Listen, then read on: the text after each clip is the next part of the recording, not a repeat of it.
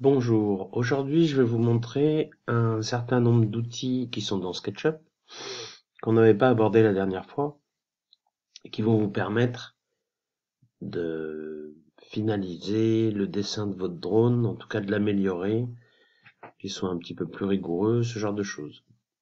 Alors, le premier outil, c'est ici le petit mètre.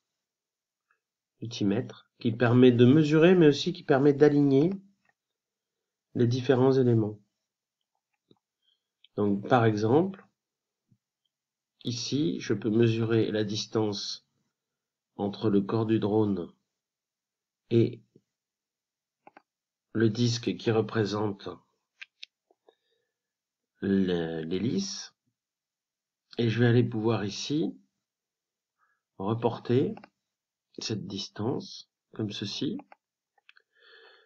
Ouais, ce qui me fait un trait en pointillé. Je vais pouvoir déplacer ce disque-là.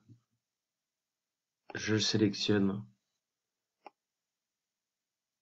tout mon disque. Je prends ensuite cet outil avec les 4 petites flèches rouges, déplacer. Et je vais venir le positionner au bord. Comme ça, je suis sûr maintenant qu'il est aligné avec le premier. Donc ça, c'est l'outil mètre. Une fois qu'on a déplacé, on prend l'outil gomme ici, et puis on va pouvoir gommer ces traits en pointillés qui vont disparaître du dessin. Donc c'est quand même bien pratique.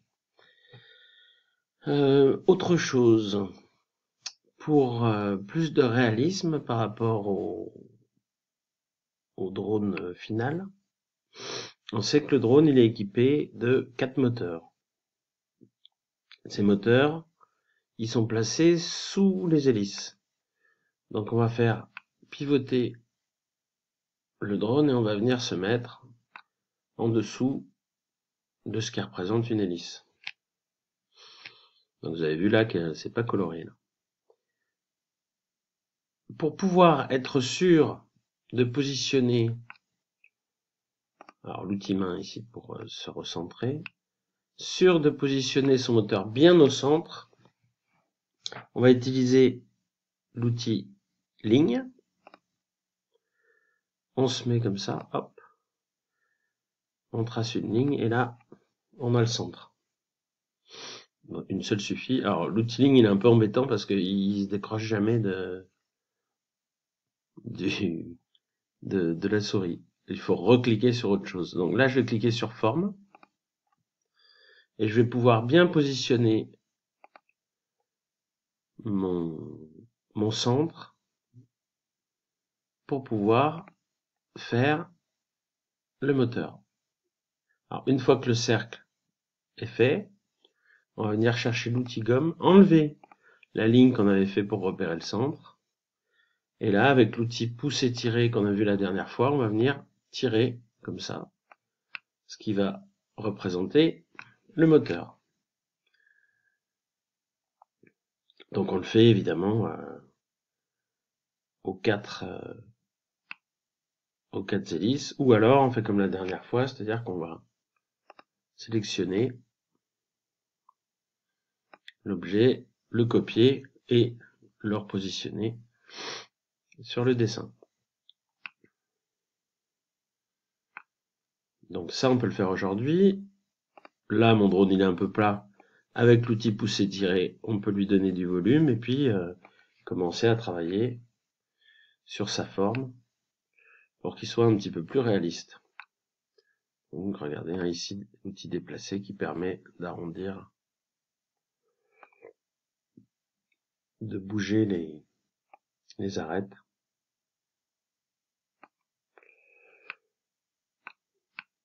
Et faire des formes un petit peu plus élaborées.